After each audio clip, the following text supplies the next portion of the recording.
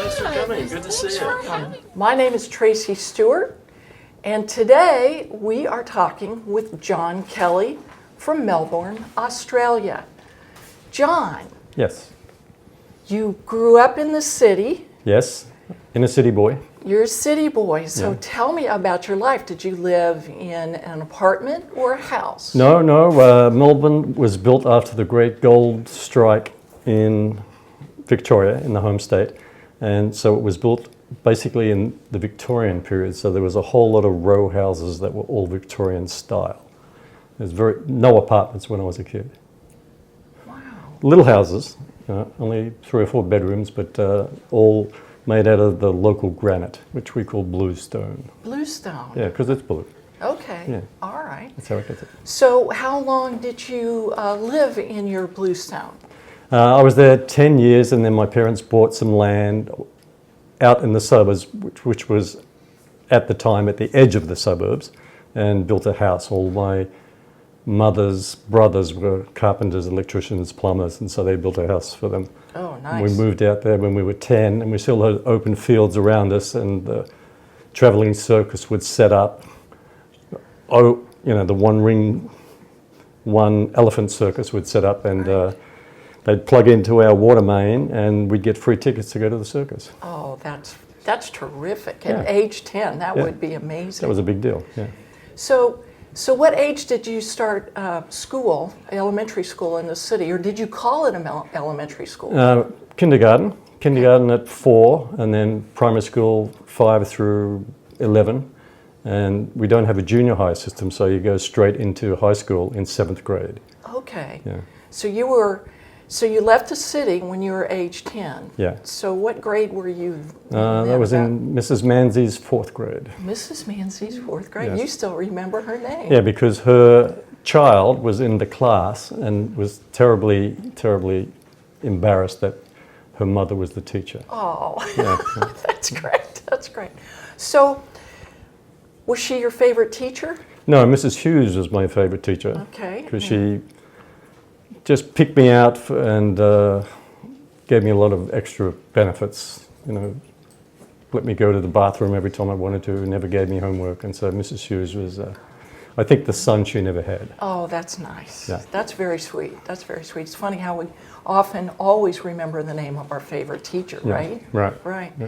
So what was your elementary school like? Did you have recess? Yeah, our elementary school, Lee Street State School, was actually used to be a insane asylum for the criminally insane. Oh my goodness. It was a great big old stone Victorian building, and it had been repurposed as a primary school. And we would have recess, but there was no grass anywhere because it's all inner city. So we had to walk about 10 or 15 minutes to the local park to play. So for morning and afternoon recesses, which were only 15 minutes, you just played on the asphalt. Okay. Ball games mostly. And then at lunchtime you'd go to the parks and see the green stuff and See say, the green what stuff. is this stuff? Yeah. Just getting out of the schoolroom was Yeah, important. yeah. Okay. So what was your favorite subject when you were in elementary school? In elementary school, I don't know if I had a favorite subject. I just enjoyed learning. Okay. Always math. I was always good at math, so you like it because you're good at it. Yeah. And probably the arts in general. Okay. We did a lot of arts and crafts in those days, All right. before they cut them away from the budget. Oh, well, it's happening everywhere, right? Yes. Okay, doesn't matter what country you're from. So you left the city. Is anything else you want to talk about Melbourne, living in Melbourne? Melbourne is San Francisco without the hills. So Okay. anybody who's been to San Francisco and likes San Francisco, it's built on a bay. Melbourne's built on a bay, great big bay. We have a tram system, a trolley car system. Transportation is very easy. It's a pretty city, very pretty. I love it. I still like it when I go back there. It's grown substantially. Oh, I bet, yeah. And when they built it, because of all the gold money that was coming in, they built 4 major botanical gardens, these huge parks around the edges of Melbourne. So anybody who works downtown in the city, you can have lunch in a park. You're just 5 minutes walk. Oh, that's wonderful. Yeah, or you jump on a tram or whatever. Yeah. So it has this mix of architecture and outdoor living, the way that the British thought of living in the 1880s, 1890s. Right. Yeah. Yeah. Oh, that's wonderful. Yeah. Okay, so we're going to leave Melbourne now, and now we're going to move to the country. Okay. So what? I mean the country of Australia. Yeah. Yeah. Well, where you lived outside of Melbourne in the country, so you We were lived still in the around. suburbs. Yeah. Suburbs. Yeah. Okay. So what was the name of your suburb? Clayton. Clayton. Yeah. Okay. So There used to be a Mr. Clayton that had massive market gardens, vegetable growing, on the Clayton Road.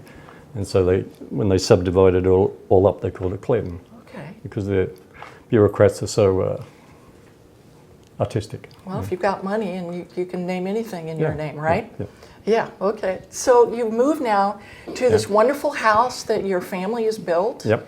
For you. And, we haven't talked much about your family. Do you have brothers and sisters? I did have a sister who died in her 30s of breast cancer, but that's the only sibling, although I have a very, very large extended family because Okay. both of my parents are one of 8 children. So I have over 100 aunties, uncles, and first cousins. Oh, my goodness. Aren't you lucky? So everybody's still in Australia? Most, they travel a lot and they always drop in and see you, of course, and stay forever. Oh, that, yeah. But we have a family reunion for both sides of the family in December each year. Oh, wow. So you go back every December? I don't anymore because my cousins are now my age and they've got grandchildren and I don't know any of those. Oh, yeah. They could be just people off the street for all I know. Doesn't, okay, got it. Okay, so going back, Right. you're now living In Clayton? in Clayton. Yes. And so tell us about your life. You're going off to high school now. I'm still finishing primary school. I'm going to Browns Road Primary School Okay. for the last 3 years, 4th grade, 3rd, 4th and 5th. No, 4th, 5th. Yeah. Anyway, the last 3 years of primary school. Okay. And it's just a standard Australian primary school. You play a lot of sports, you do your academics, Of course, our seasons have flipped, so our summer vacation is in December. Oh. And so we're going home, turning on the television and watching Leave It to Beaver, and they're all running around in the snow with Christmas trees, and we're standing around in shorts barbecuing. Right. Yeah. Oh, that's fun. Yeah, I hadn't thought about the position. Did you get a lot of American television? Only American television, American and British. All the comedy shows were British, all the procedural dramas and the sitcoms were American. Oh, wow. And the thing that always fascinated me was that you had a telephone with 40 feet of cable on it. So you'd see people walking around talking on the phone. And when we got our first phone installed in the home, they gave us 3 feet. And that was it. You had to stand within 3 feet of the telephone to make a phone call. So Right. no matter who you were talking to or how private the conversation was, everybody knew. Everybody knew. Yeah. Oh, that's fun. Yeah. That's fun. So you said you were playing sports. Yes. What's your favorite sport? My father was a champion sportsman, so I followed him in cricket, which is a strange English game. Right. And I also played Australian rules football, both of which I was a captain of at my high school level. And they were the 2 primary sports, and I ran middle distance. Used to like running, believe it or not. Well, good for you. You're not still running? No. You I'm gave being that chased around. I don't run very Just much. by your spouse, huh? Yeah, Okay. yeah. All right.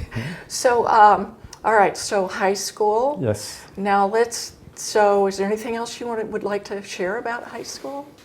High school in Australia, when I went through it, I don't know if it's just memories, but it's a reality to me, was a very, very thorough education. So even though I was in the science stream, for example, English teacher would have us read 2 Shakespeare plays every year, 2 Australian authors every year, and 1 classic Greek tragedy. Plus, every Monday she would bring in the front page of the newspaper, and we had to analyse the story, get it correct, find out the arguments. And so I still run into people today, and they say, "Oh, how do you know that?" And I said, "Well, I went to high school." And I look at them and go, "Oh, Right. did you get no education?" Yeah, you feel really good about the education you received in Australia. Yeah, very good, Yeah. very good. It was very thorough. That's neat. Yeah, Yeah. and free, Yes. along with healthcare. Yeah. Yeah. Oh boy, I'm jealous. Okay. Okay, so after high school, what did you do? I left high school, or finished high school, and then went to work for 4 years because I just wasn't ready to do anything else. And after 4 years in the computer trade, I decided to go back to university. And I went back as a slightly older student and did my degree there. All right. And I was at a semi-experimental university in Australia where instead of living in dormitories, men's and women's, it was like a motel. There was 12 rooms per floor, 3 stories high, mixed men and women, and first year students, fourth year students, and you had your own kitchens and bathrooms and washing facilities, so you had to look after yourself. And we called them towers. There was 12 of them, and we would have these wars between the towers, water fights and flower fights, and they were connected by this zigzagging bridge system. So you'd sneak up on the other tower and attack them, and they'd come back and attack you. And That sounds wonderful. it was really fun. Yeah. Yeah. So how long were you at university? 4 years. Okay. And so what was your area of study? Specialty? Economics. Economics. Yeah. Okay. This was specifically econometrics. Okay. I have no clue what that is. What is that? That's the statistical study of macro and economic data. Okay. Yeah, which doesn't explain anything. Okay, I don't get that either, but that's all right. So what did you do with that? I left university and got a job in a bank in that field, which is Okay. really rare because it's not an easy field to get a job in. And after 2 years, I was so bored. It was so boring. I just said, no, that's enough. Yeah. And then I bummed around for another couple of years and decided to go to Europe. Okay. Yeah. That's pretty fun. So where did you go? I started off in England. Where I bought a motorcycle in Australia, so I went to Italy to pick it up, and then rode around Europe for a while. Had some friends in England. I saw them, stayed with them. So you were around 25 years old at this point. 28. Okay. Yeah. And then I'm driving through Frankfurt, and I have to get gas.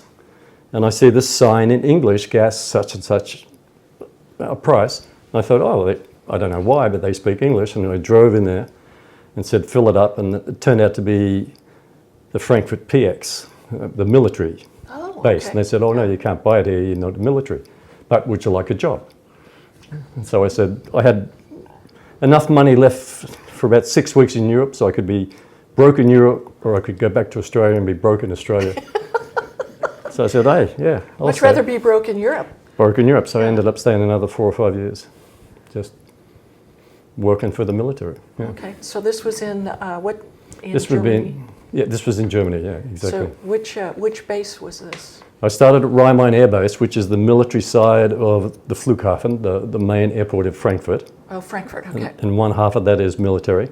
And then transferred to VCOR, which is the headquarters of the 5th Army in Europe. At the time, they still had 600,000 troops with tanks facing each other over the Fulda Gap, just waiting for it to go. In fact, I spoke to a 2-star general once, and I said, well, if we lose the tank battle at the Fulda Gap, what's the fallback plan? He said, well, everybody evacuates to the Rhine, and we nuke all down the Rhine. We just set up a nuclear destruction zone that they can't get through. I thought, wow, doesn't sound like much of a plan. Yeah. Oh boy, that's scary. Yeah. Well, so what did you think about that at that time? Because you were right now, you're in your early 30s, right? Yeah, I was just turning 30. I just thought, well, of course you're an idiot. You work for the military. You come up with this plan, and you think it's a good idea, but obviously everybody that's going to die doesn't think it's a good idea. Yeah. So I started planning my exit. Good idea. Yeah. A good idea. So at this point, were you thinking about coming to the United States at all? I only came to the United States because I was chasing a woman.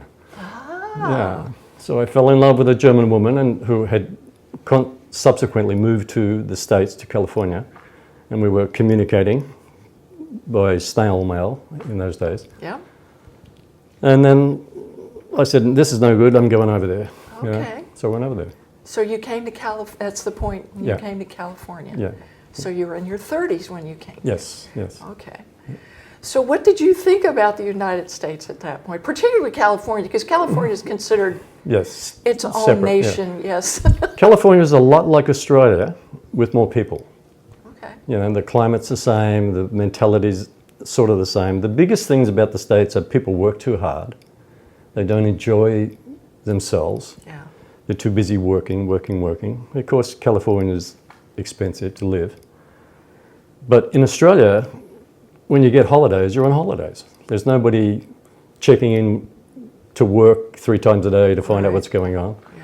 And we get 6 weeks a year holiday instead of the 2 weeks Wow.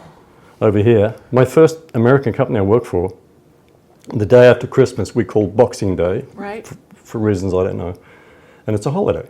And I just didn't go to work. And my boss rang me up and said, "What are you doing?" I said, "What do you mean, what am I doing?" "It's Boxing Day." And he said, "Boxing Day? You know, get your ass to work, you know." And I told him, you know, this is a holiday in Australia. And he said, "Well, you go back to Australia and enjoy the holiday, but if you want to work." And actually, when they told me I'm getting 2 weeks a year annual leave, I thought it was a joke. Yeah, yeah. I said, "For how long?" "The first 6 months, and then after that, you get another 2 weeks," or no, No, no. no. Yeah, bleak. Yeah, very bleak. Yeah, they're lucky. So that's the biggest differences I saw. I mean, people are people, Right. you know. You meet good people, you meet bad people. But people over here don't make enough of their spare time to refresh themselves. Right. Yeah, that's my overwhelming thought of it. Yeah, I agree with you. Yeah. And the freeways, you know, it just endless driving and no transportation system. Yeah, none at all. I mean, I go back to Australia and I don't even rent a car. I just use public transport everywhere. Yeah, yeah, yeah. I think there's a lot of us that are jealous of that. Yeah.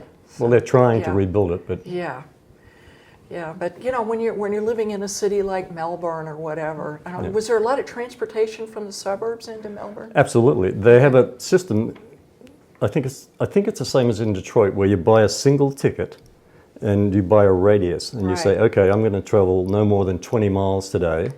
So you buy a single ticket and that's good on all the trains, all the trams, all the buses, the same ticket. You just use it, and that's it. Yeah, As long as you don't travel more than 20 miles from the center of the city, it's okay. right. Wherever you want to go. Okay. Yeah. Well, John, you ought to get on the committee to plan that for us, don't Oh, you yeah. think? Yeah. Yeah. Just send me the money. Yeah, I'll start the plan. Yeah. All right. Well, is there anything else you'd like to share specifically about the differences between the U.S. and Australia, or so your first job, only 2 weeks vacation. What about? So you've had more than one job since Oh, you yeah. came. Yeah. All right. Well, since I hit California, I've been in the same trade. I've been in the video production business forever. My wife, Okay. yeah, well, my wife had started the company, and I married the boss, which is always a Okay. good career move. Yeah, no Yeah, kidding. that worked. And Or not. Or not. Yeah. So all the other various jobs I had were all in Australia. But at this point in my life, I've actually spent more time out of Australia than in Australia. Right. So it's sort of strange. I just realized that the other day. I don't know why. Yeah. But you have to change your accent, of course, so that the Americans can understand you. Because the Australian accent's right up there, mate. How you doing? Hey, you good to see you. Yeah. Really? Yeah. I had no idea. So you have to stretch out your vowels. It's not a car, it's a car. Yeah. And, you know, or people just don't understand you. Like, what are you talking about? And so once you get that out of the way, speaking so the locals can understand you, then you're just living. You're paying your Yeah. mortgage, you're raising your kids, you're doing all the normal stuff. Yeah. Yeah. Yeah. And I was lucky that I arrived in the States when the Crocodile Dundee movies were big. Oh, you So were there was popular. this enormous fascination with Australia. Yes. Americans think Australia is a lost wonderland. Right. You know, and I benefited from that forever and ever. Yeah, and that you're all crazy, like Yeah. Crocodile Dundee. Oh yeah, and we Yep. can all battle crocodiles and, you know, never. Oh, that's great. That's great. Well, we know you're not crazy, John. Yeah, well, you don't know that. You're hoping. Well, at least from this meeting, where he's not. But I guess we'd have to ask your spouse. Yes. But that's another interview Yeah. entirely. So, Yeah, yeah. So, You'll have to wait till she comes out of the inside. yes.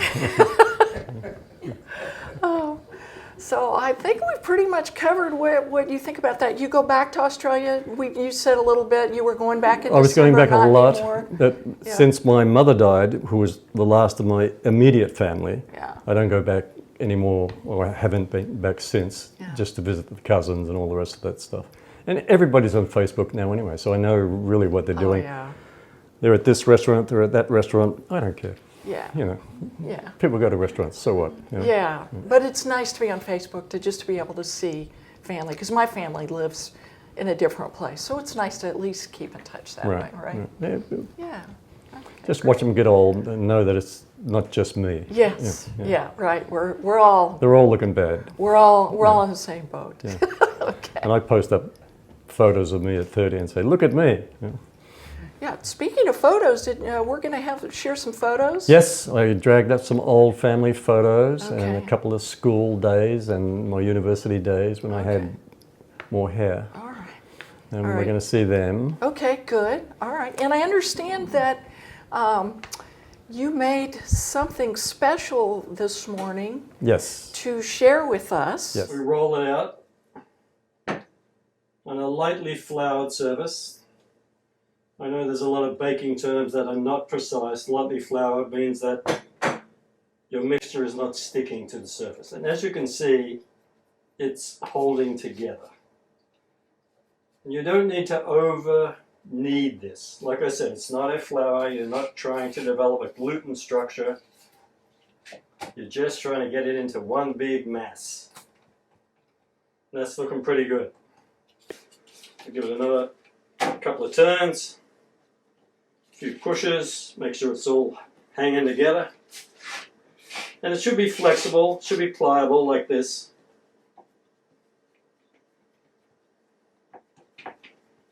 You push it down to about a half an inch.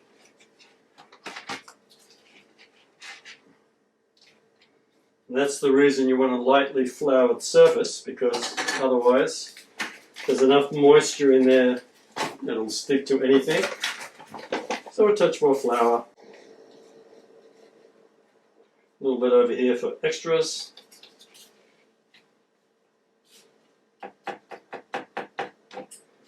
This is where you get your frustrations out. Don't like your boss, wife giving you a hard time, just pound and pound away.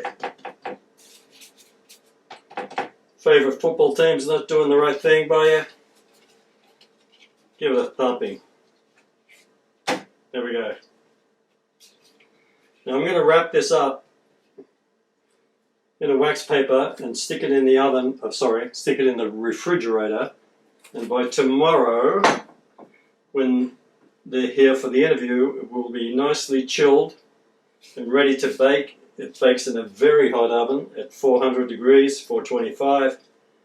But the scones are baked for a very short time, 12-15 minutes. So, would you like to tell me about this little adventure we're going to do? Yeah, it's a high tea, called a high tea, which is basically scones and toppings. And traditionally in Australia, we would have a leg of lamb for Sunday lunch. That would be the big Sunday meal, because we all grew out of the working class where you had a big meal at the middle of the day because you're still going to work for the rest of the day. And then in the evening, my mother would make scones, and it rhymes with swan. It's not scone. It does not rhyme with stone. It's a scone. It's a Celtic word.